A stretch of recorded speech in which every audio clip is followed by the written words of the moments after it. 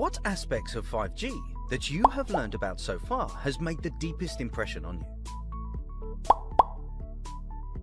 I guess most of you will think of 5G's three application scenarios: eMBB, URLLC, and MMTC. The ITU's visions for 5G use in these three scenarios include a peak rate of 10 gigabits per second, end-to-end latency of 1 millisecond, and a connection density of 1 million connections per square kilometer. To achieve these goals, 5G networks, especially 5G wireless networks, need some new key technologies.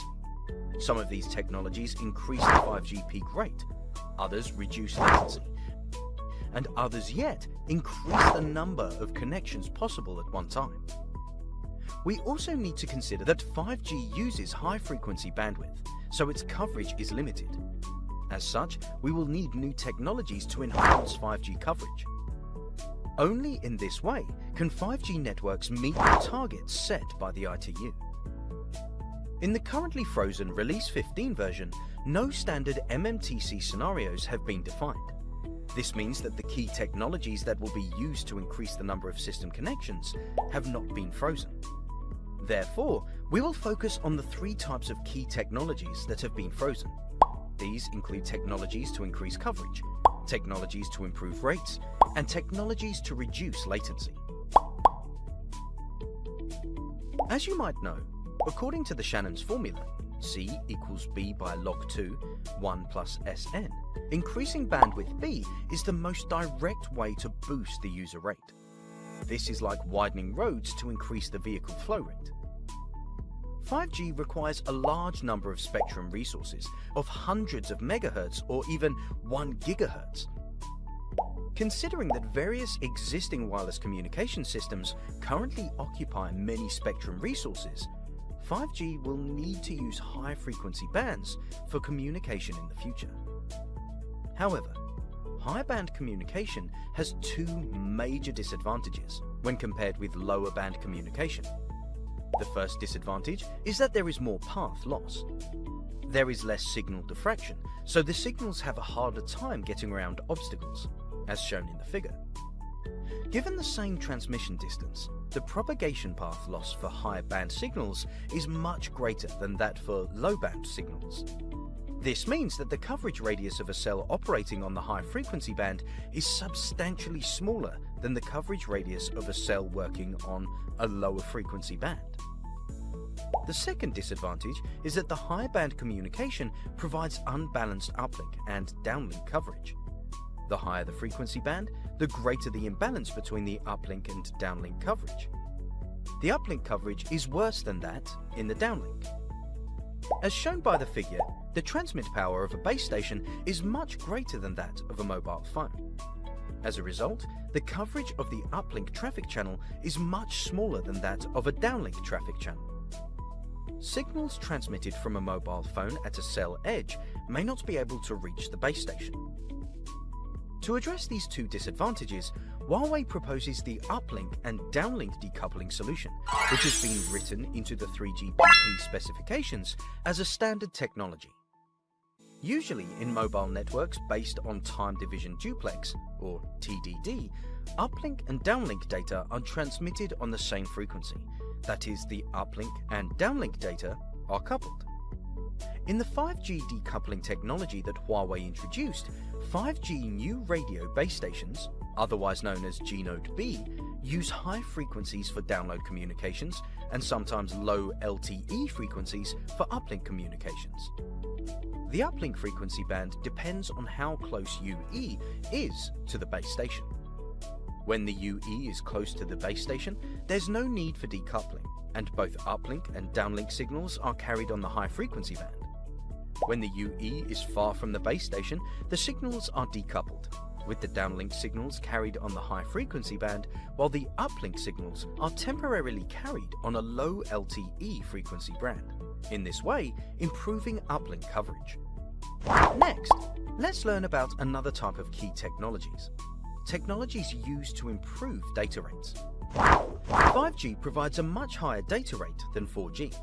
This is largely due to new technologies like new channel coding technology and massive MIMO. First, let's look at the new channel coding technology. What is channel coding? Simply speaking, to overcome the problem of poor radio channel reliability, in addition to the original useful information bits, a certain proportion of redundant bits are added. This can protect useful information bits and improve the reliability of information transmission. Imagine you bought a porcelain vase on the internet. To prevent the porcelain from being damaged during delivery, a lot of additional foam packaging is added.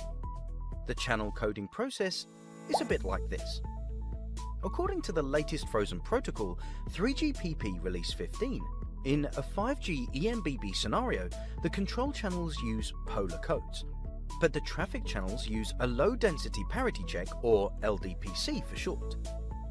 The two coding technologies have many advantages over the 4G turbo coding technology, as shown in this figure. LDPC offers better decoding performance, less decoding latency, and more power efficiency. Also, polar technology results in a lower error rate in data transmission when compared with turbo technology under the same signal-to-noise ratio. LDPC and polar coding have high coding efficiency. Continuing the porcelain vase and foam packaging example from before, you can protect your vase better by just adding more packaging. But the packaging gets bigger too. This is what we mean by efficiency: more protection from the same amount of packaging. LPDC and polar add just enough redundancy to 5G communications to guarantee that data is transmitted and received reliably. This raises the efficiency of information delivery and, in so doing, raising the peak throughput for end users. Now, let's take a look at another technology used to improve data rates: Massive MIMO. What is Massive MIMO? This term literally means a large-scale antenna array with at least 16 antennas. Huawei achieved an industry first by developing the Massive MIMO with 64 antennas to achieve 64T64R. With more antennas, more flexible and precise 3D narrow beamforming can be realized, so that more users can multiplex wireless time frequency resources. In this way, the large-scale antenna array solution improves coverage capability and system capacity, while reducing system interference. It is similar to the wireless routers we use at home. You may have noticed that newer wireless routers have more antennas, and these new multi-antenna routers provide better signals and faster rates. So what are the advantages of Massive MIMO? Compared with 8T 8R antennas in 4G TDD system, Massive MIMO has more data streams. Generally, 8T 8R antennas can only transmit 2 downlink data streams, while 64T 64R Massive MIMO with narrower beams can provide 16 data streams in the downlink through space division multiplexing, or SDM. This means that base stations can allocate the same time frequency resources to 16 different users at the same time, greatly improving the overall cell capacity and reducing the interference among users in the cell. This makes base stations with 64T64R perfect for high traffic areas such as universities and central business districts.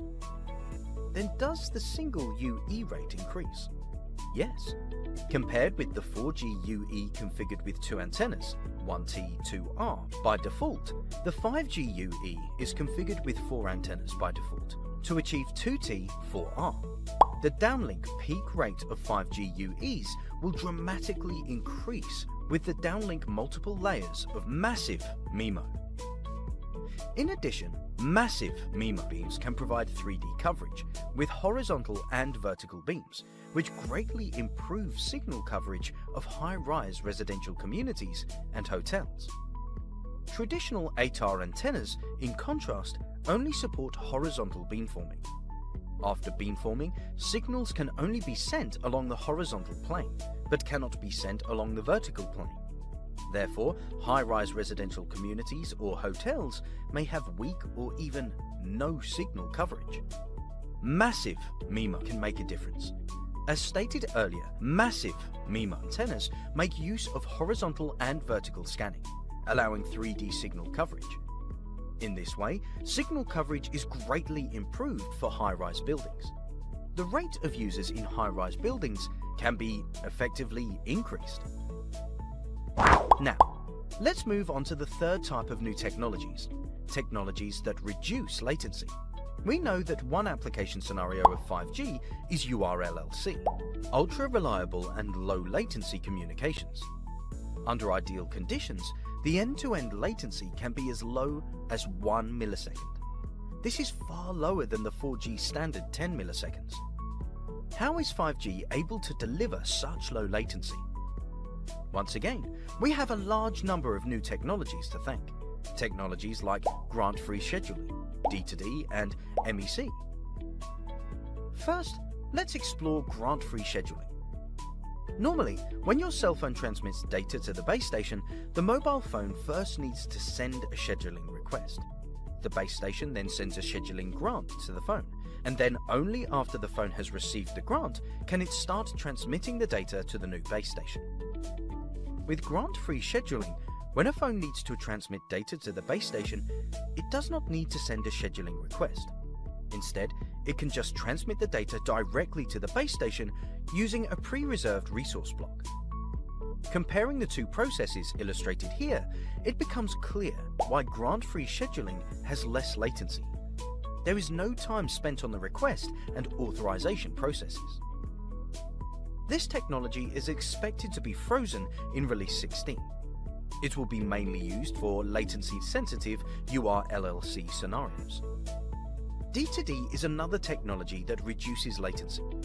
What is D2D? D2D means device-to-device communications. That is, a device directly communicates with another device. Common D2D applications include Bluetooth in mobile phones, Wi-Fi Direct, and walkie-talkies. However, D2D technology is applied in 5G networks when a base station allocates spectrum to transmit user plane data from direct communication among terminals.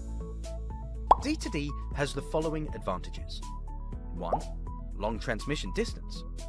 Compared with Bluetooth and walkie-talkies, the D2D technology can cover a longer transmission distance of more than 1 kilometer. 2. Low transmission latency. D2D transmissions do not need to be relayed by a base station. Two mobile phones can communicate directly with each other. This means the transmission distance is shorter, which in turn means that there is less transmission latency. 3. High spectral efficiency. A D2D terminal reuses the spectrum resources of the cell, so the spectral efficiency of the cell is improved. So, now you can see how D2D technology can reduce latency. This technology is expected to be frozen in 3GPP Release 16. Let's now look at Mobile Edge Computing, or MEC, another technology that reduces latency. Latency is a concept that relates to device-to-device communication. The total latency of a service includes air transmission latency, terrestrial transmission latency, and device processing latency.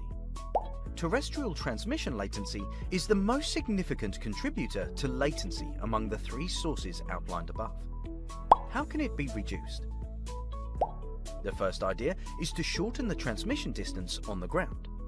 As long as the distance is shortened, the transmission latency becomes smaller. How do we shorten the transmission distance on the ground? In the traditional 4G network architecture in China, base stations are located in lower-level city, while core network gateway devices are deployed in central city. The distance between the two often reaches hundreds of kilometers, resulting in high transmission latency. 5G network architecture is different. For 5G networks, hierarchical core networks consist of Edge Data Center, or DC, Regional DC, and Core DC. They are deployed at different locations. Edge DC can be set up in lower-level cities. Regional DC can be set in the central city of the region, and the Core DC can be deployed in the central city of the entire network as required. For low-latency services such as Vehicle to Everything, V2X, and Internet of Vehicle, or IOV services, core network gateways and IOV service servers can be deployed on an Edge DC. The Edge DC would only be a few kilometers to a dozen kilometers away from the base station. This would greatly shorten the distance of data transmission between the mobile network and the service users, in this way lowering latency. In addition, the service server deployed at the edge of the mobile network can offload traffic data locally, greatly reducing the bandwidth requirements for the transport network and the core network. As shown in the figure, in 5G, about 35% Internet of Vehicle data would be offloaded at the edge DC. About 35% augmented reality, AR or virtual reality, VR data would be offloaded at the regional DC. And only a small amount of Internet of Things data would need to be transmitted to the core DC for offloading. This lesson has described the key technologies used on the 5G air interfaces. Uplink and download decoupling enhances 5G uplink coverage. New channel coding technologies along with massive MIMO increase the peak data rates, and 5G network latency is reduced by using grant-free scheduling, D2D and MEC. In the next lesson, we will learn about 5G's new architecture.